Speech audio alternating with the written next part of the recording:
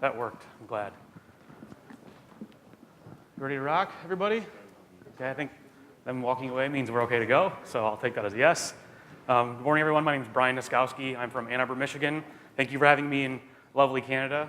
On a side note, a few things I like about Canada. Mill Street Brewing's pretty good. They just started stocking that in Michigan. I like that. Pancake Bay was a kind of northern Ontario, good camping spot I like to frequent. So thank you for providing all those things to me for some Americans to enjoy. I really appreciate it. So this, let me make sure my notes are on here.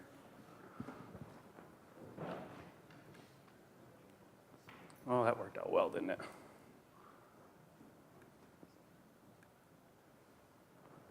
Okay. So the topic is handling the rush, which is translated into load testing. So there's a few confusions about load testing. How do you really load test? Is the term too vague? Who's responsible? Yada, yada, yada. And throughout the course of this talk, you're going to kind of see two underlying themes. What the theme is actually identifying a good way to load test environments. And the second theme is an organization of operations people who are maturing into the more DevOps type role. So you can probably see these two parallels as the talk progresses. So usually you can find yourself in a situation where you need to perform a load test because you've had an unfortunate event where you've had a lot of traffic and your service has fallen over, or you're getting ready to spin up a new type of service, and you're anticipating, planning ahead for a load test. There's a quote that I don't know who said it. I might have said it myself, but the most realistic load test occurs in production with production data. That's kind of what I've come to experience. So this story is along the lines of a successful e-commerce company I used to work at. We had a relatively predictable business model. You know, traffic every day, it curves up, peaks, drops back down. We had no real load testing strategy. We had no real load testing definition. And things just kind of worked. So the business came to us and they said, we want to perform a high value, high volume promotion, which we've never done this before. We want to be able to handle any peak of traffic that we may receive that we've never received before. So up until that point, we followed what was called the false preparedness model. We started with 2 servers on a certain service, and we said, okay, well, we're going to receive some more traffic. Let's double it to 4. Let's times it by 2. And as you become more nervous about your service and your ability to handle the traffic, you say, oh, let's take that number, multiply it again, and multiply it again. So pretty soon you can end up with, we have 10 servers that serve this particular service, but maybe not necessarily, the formula that backs it up. Oh, 10. For example, there was an instance where we had a service outage. Some high-level person asked, how many servers run that service? We said 10. They said, make it 20. And if you have that type of budget, that's great. And if that's the type of work you want to do, awesome. So some people ask, well, if you can just spin up 10 more servers, why even have this talk, Brian? Why perform it? Personally, I want to investigate the systems that I'm running and I'm responsible for and find out what they're really capable of. If I don't need 20 servers, if I need 18, if I can save some money and look good doing it, as well as help understand my environment, I'd like to do that versus just keep scaling out because we have a big budget. Now, if you don't want to take that approach and just make 20, 40, 60 servers and call it good, then that's okay too, I guess.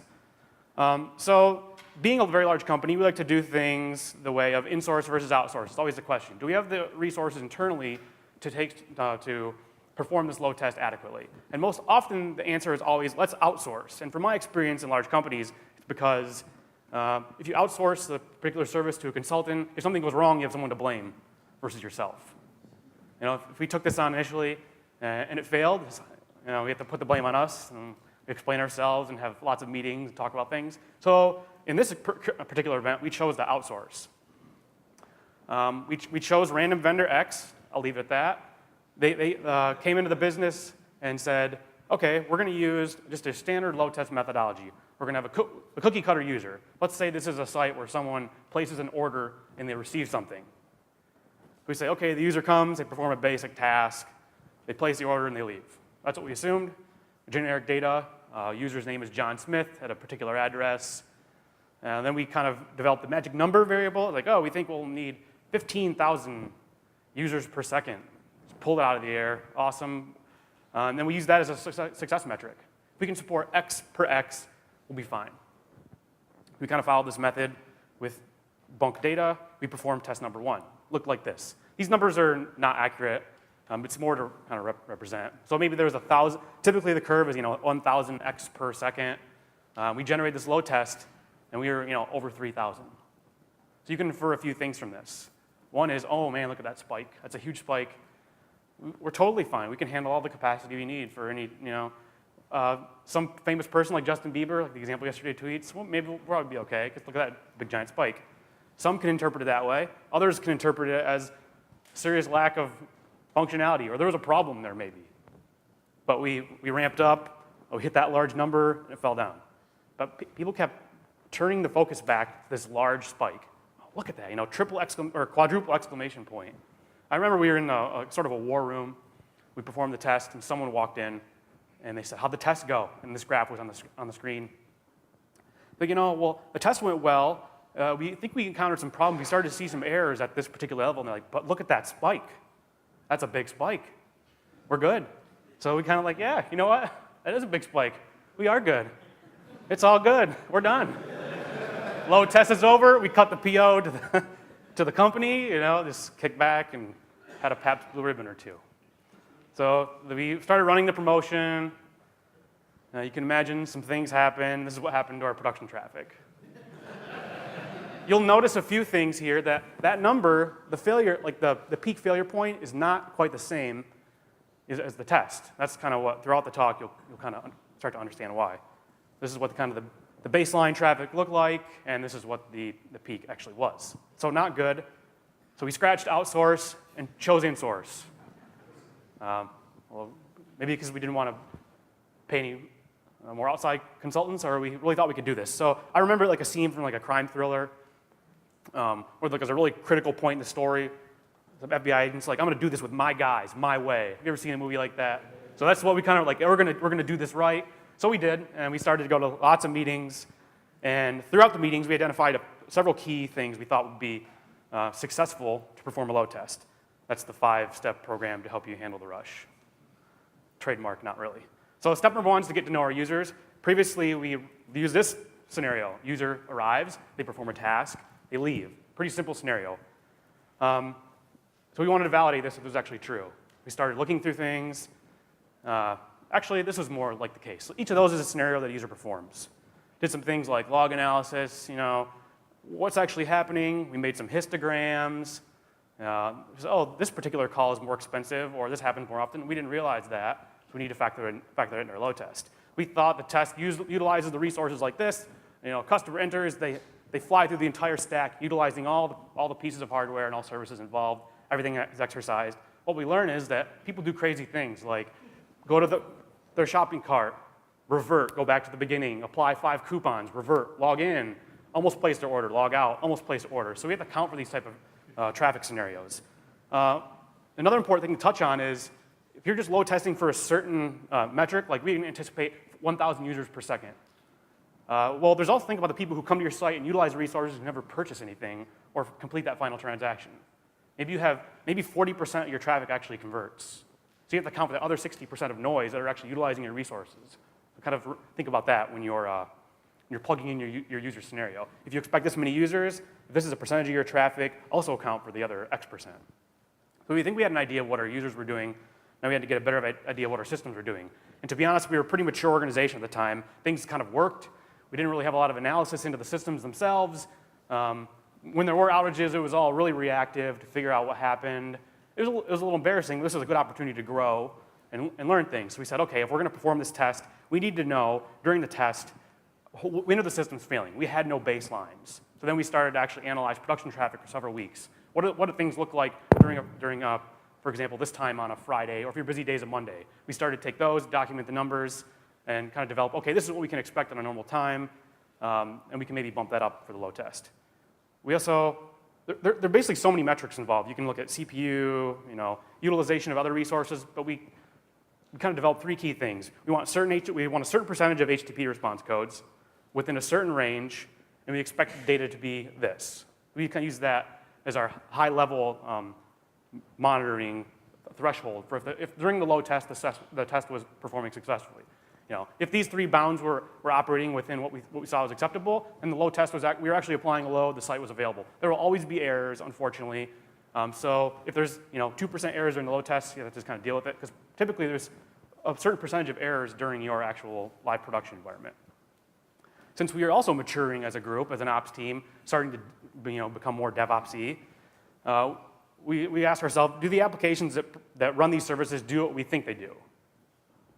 We went through one by one through each scenario and actually analyzed the application. No, does this call out to this call out to that? Turns out we found some service where if someone had a particular type of address, it would call out to a tertiary service that we didn't really know was utilized as much as it was. And it was on some really sad cluster somewhere that had ridiculous response time. So we found out a few things we didn't know before. I found out even if you do write an application that you've written 6 weeks ago, you may forget something that actually happens in part of that process. Oh, I actually do call this, I didn't make this database transaction call twice. Or I call this tertiary service to verify, then I call it again.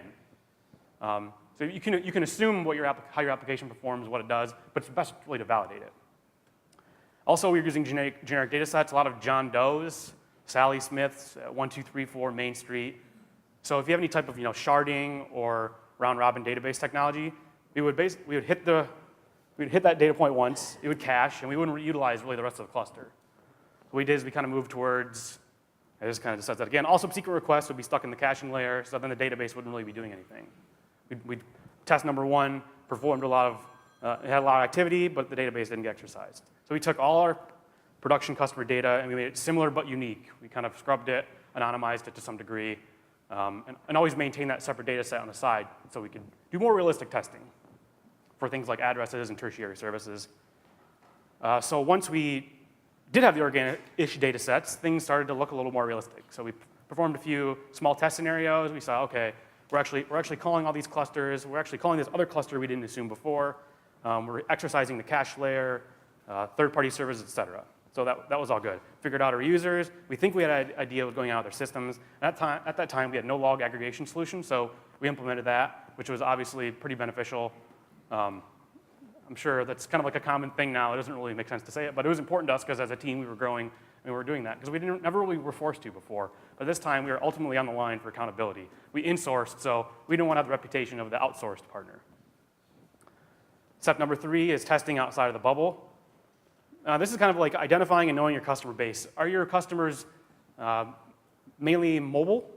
Are they desktop? That makes a big difference. If you ever read, there's a great book by Ilya Grigorik, High Performance Browser Testing, where it basically outlines all the insane things that happen between a smartphone and connecting to like an endpoint. It's amazing that it even works, and it's amazing how fast it is sometimes. So consider those users. If a lot of your users are in remote areas, have slow phones, or a million tabs open, different types of browsers, think of things like that can impact performance on your site. So get to know your users. Use user agent analysis, build some more fun histograms. How many people can we expect of this, that?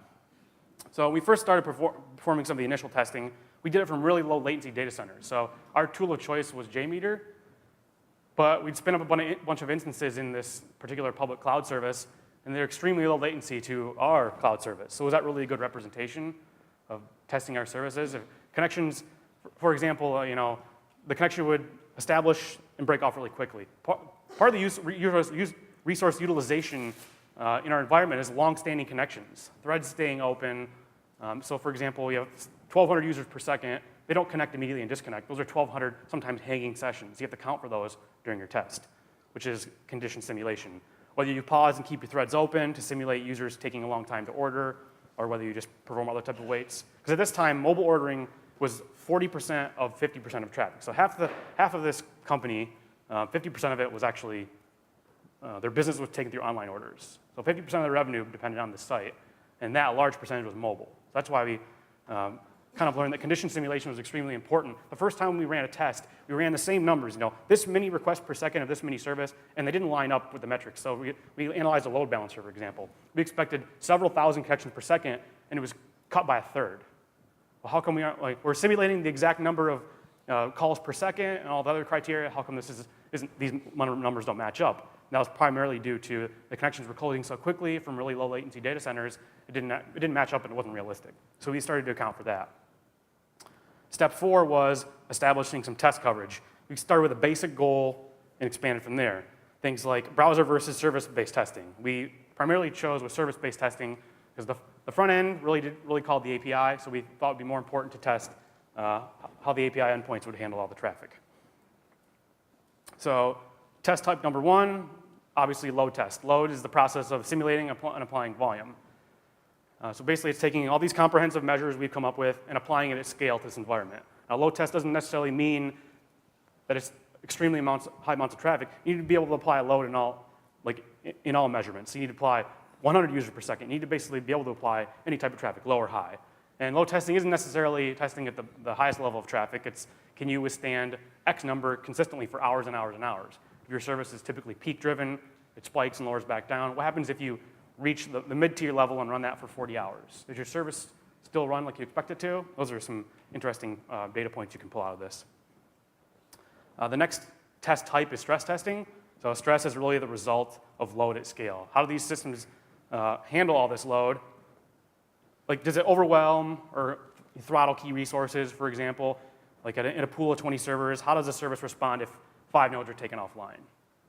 Is it still operable? How quickly can you spin that up? As well as some considerations, if you do lose several servers and you need to rebuild them, do you actually have the capacity to rebuild them?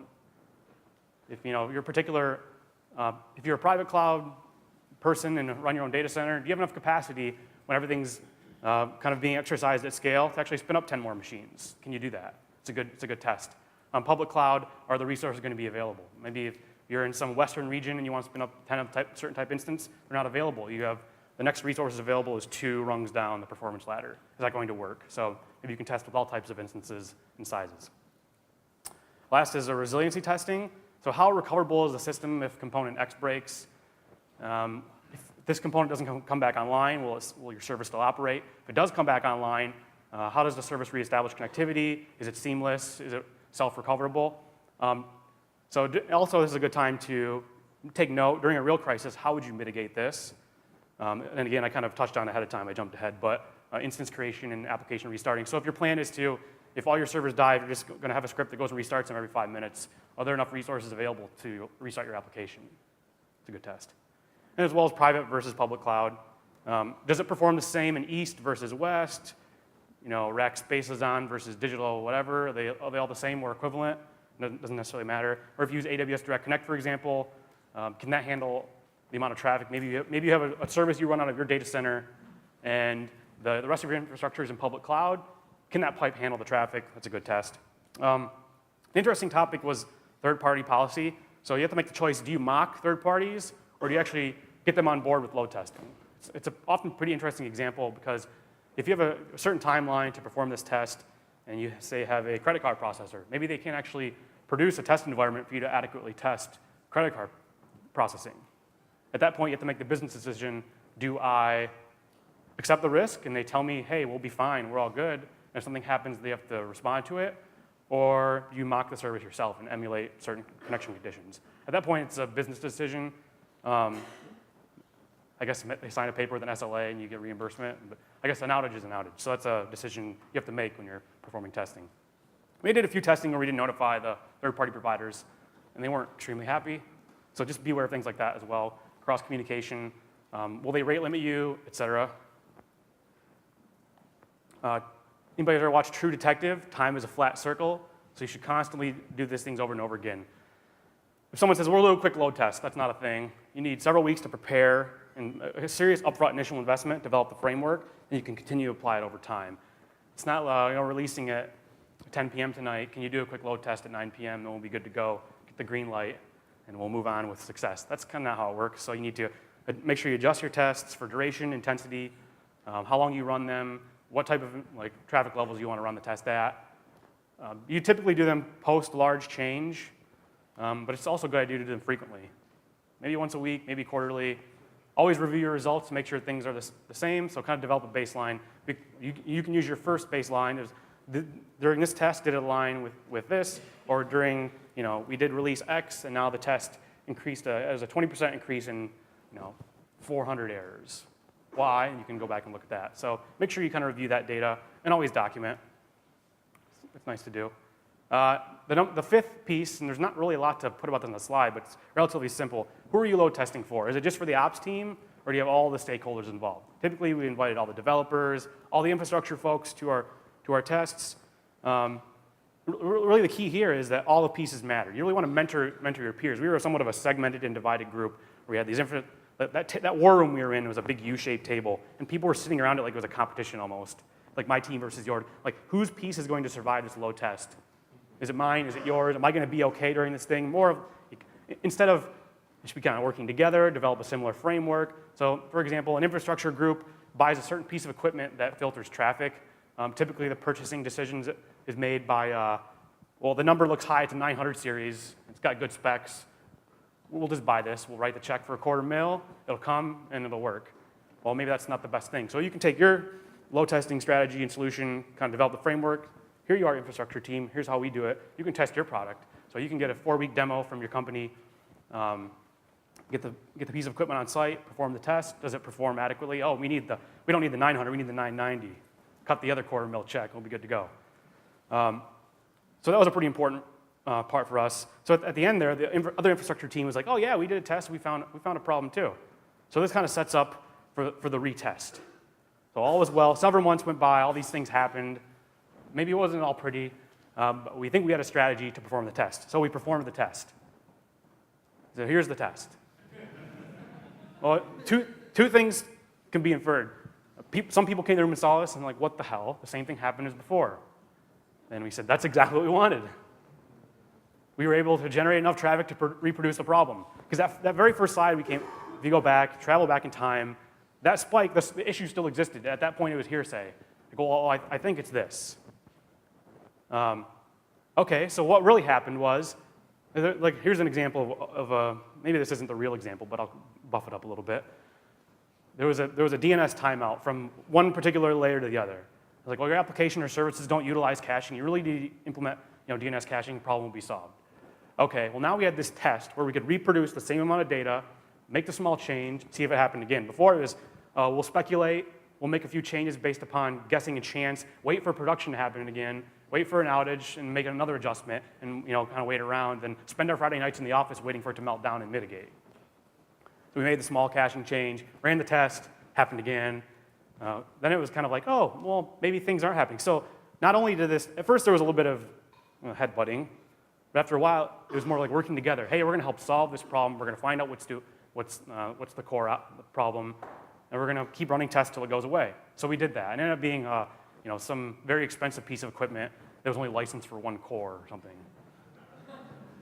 But those things, I mean, everyone is certain it was one thing. We were certain it probably wasn't that. It might have been something in our stack that we weren't well aware of, but we ended up running test over test over test, and we fixed it, and the graph improved in size, and things still happen, but that's neither here nor there.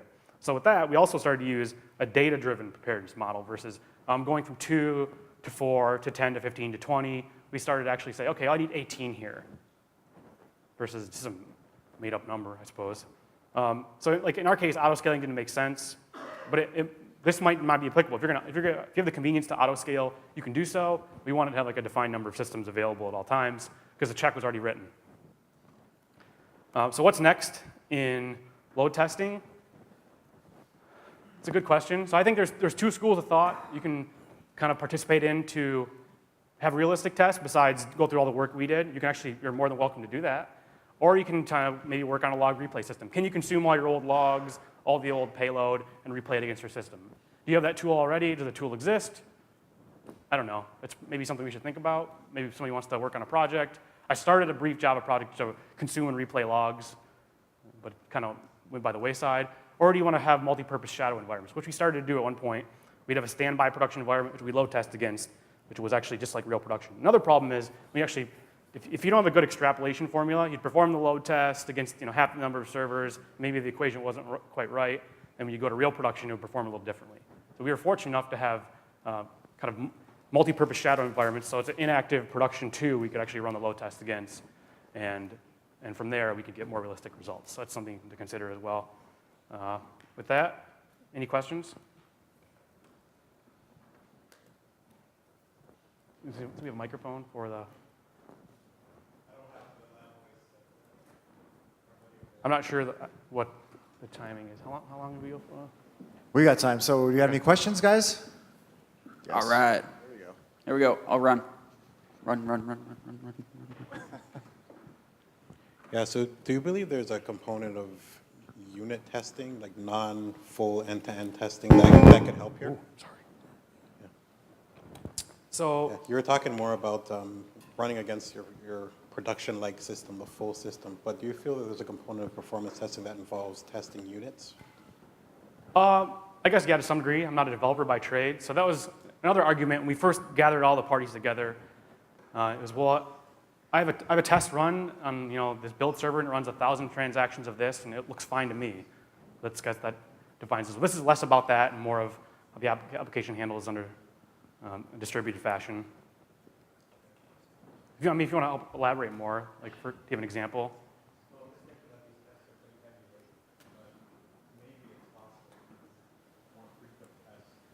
Parts of your system, I don't know. Yeah. Yeah, and I that was just depends wondering too- about the it depends practicality too- of testing against parts of your system. Yeah, he said it could be potentially heavy, and would you want a more frequent testing? Well, if you have a system, if you're unfortunate enough to have highly coupled systems that are very codependent, that may not be the case. As you work towards that more service-oriented architecture, maybe it makes more sense to do that. We weren't at that point yet, so I don't have a lot of data behind that, to be honest. It would be an interesting talk, part 2, if someone wants to take that over. Sure.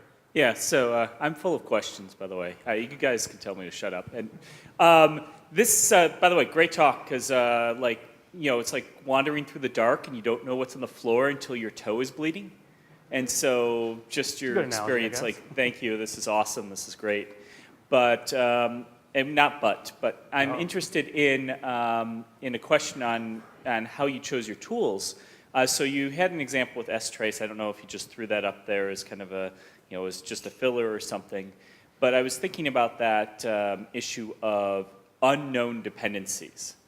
And when we know more, we usually realize we know less, right? It's like, oh yeah, there's these dependencies I completely wasn't taking into account. And one of the ideas that popped into mind was using security frameworks. And I'm going to use this word improperly, so please don't correct me.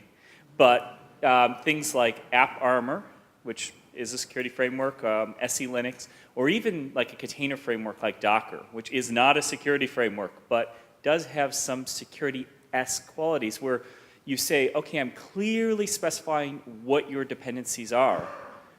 You can't run unless you match that pattern. Did you go through that evaluation, or did you consider those technologies? Do you think that that's a better strategy, so forth and so on? I don't think it's a bad strategy at all. We actually, I guess we touched on it a little bit from the security aspect. It was a close everything, open what's necessary type thing. And you could actually discover like tertiary services that were dependent. That was usually during production though, so it wasn't during the test. It slipped in. But that's the main exposure I've had to that. That's a terrible answer, sorry. The main issue we will be seeing in case of a performance testing will be the way we model the test lab, right? How do we factor in the processing power available in production and in test lab? How do we factor in the difference in processing power? Say, labs will not be having enough machines or enough resources available for doing this kind of testing, right? So if I understand your question correctly, is it basically simulating the QA environments the same as production to make sure the tester is most realistic between each one? Yeah. We chose the expensive way and would basically model the entire environment, either temporarily, or we're fortunate enough to have standby production environments which we test against. Or if you have a great mathematician, you can develop an extrapolation formula. Because if we have one node that performs like this, you can expect X nodes to perform like that. Are there any statistics people in the room? Is that how it works? Thank you. So if one node performs like this, can I expect 20 nodes to perform the same? I guess not. My question was more from. Or yeah, I want to. Okay, I'm here. Sorry. We in the last talk, the same question came up. What are you doing with poison data in your production environment if you're testing? With So- what type of data? Sorry. Poison data. So in your database, your orders that in your load test came up. What do you do with the data afterwards? Usually ditch it. I guess we keep the statistical data. You mean the mirrored data, or? If you follow like on retail site, you put products and you try to order them. That goes into your database. Yeah, actually we had to account for that as well. So at one point we accidentally placed several orders in production. So we quickly learned that. So we built mock services for certain things. So we wouldn't actually place orders against certain particular retail outlets or whatever.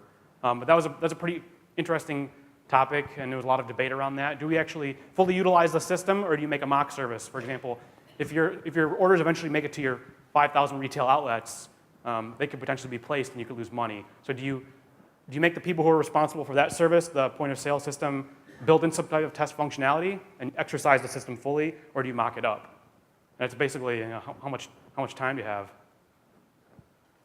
We mocked the majority of the services. Some things we were able to not mock and were successful at. Another question at the back there. You use stress testing, load testing, performance testing interchangeably, but there are differences. What you did is quite amazing. You were able to reproduce a problem that you saw in production in a test environment. Usually load testing is more some kind of regression testing, meaning that you run it every time to see if changes in the code had an impact on a certain load, which is not reflective of production. My question is, did the cost, because it was very specific what you did the cost justify the value that you delivered? And how do you estimate the cost of what it's going to cost you to develop all those custom tests? So we kind of went with it two ways. We were asked the same question. The first time we spent money into a service. The second time we invested in the education of the employees, understanding of the product, and if management's graceful enough to help understand that, that they can dedicate the time and the man hours to help improve the team, understand. Like, I think after that point, we became more confident in the service than we ever had been. And people began to become aware of that at the management level. Cost didn't quite as become an issue at that point. Does that answer your question? I mean, I guess, how did we do it? We had the failure the first time, and it was a big disaster. It was a national campaign, and it failed. So then finance became less of the roadblock as establishing this. So we were fortunate in that respect. But we also kind of sold it two ways. We're not just spending money to have a good framework. We have a better understanding. We're able to perform our job better as employees, too. So you can spin it as like intellectual gains as well as financial gains. Let's take one or two more. Yeah, here. we'll take one or two more, and then it sounds like this might be a potential topic for an open space. So related to the last question, my question was, what tools and frameworks did you use for your penetration testing and your, what were the other types of tests? Your reliability testing, all that stuff. Did you create your own in-house framework for this type of stuff? Yeah, Or did basically. you compare a few solutions and found nothing really fit your needs? So I guess pen testing wasn't really part of this. Or not pen testing, but the reliability testing of your servers, or I forget the actual terms that you used, but you had like a few types of tests, right? Yeah, so we do things like, they were called all-house written. So we develop basically the request and we apply the load. We do things, change firewall rules, shut services down, unplug cables, try to simulate the conditions as much as possible. We didn't do any, we didn't perform any brownouts, so it was a kind of difficult thing to do, I guess. But to some degree, you can perform realistic only to some level, and we would do that. Stopping services, but then we had a lot of debates about, am I stopping the service gracefully? Is that really realistic? If the service is going away and tearing down gracefully, is that really the same behavior in production? If it doesn't stop the same way. One thing which you mentioned was that you did load testing. Sorry, I want to make sure I look at you. Where are you at? Okay, sorry. Yes, you mentioned that you were doing load testing. Have you also considered about using performance models or simulations? Because I think you are also looking into proactive kind of provisioning of your systems. Oh yeah, I mean, I'd like to know more about, I guess, what do you mean by simulated? Simulation means more of like trying to depict what your system does and do kind of a discrete event simulation. And so instead of doing the load testing would come later on. You would actually have your system simulated and you know exactly how it would perform on a software basis. I mean, if there's ways around it to not go through all this effort to do this, I would definitely be interested in that. I would think that the time has been invested, unfortunately, but I think that it would be interesting to perform those tests as well, invest equal time initially, and if the results become the same, you can use that as a predictable model. Yeah.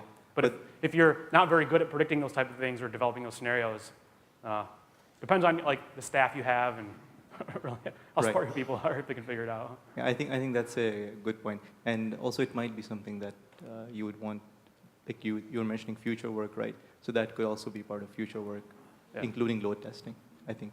But it's a very good talk. Thanks. Thank you. Oh, it's loud.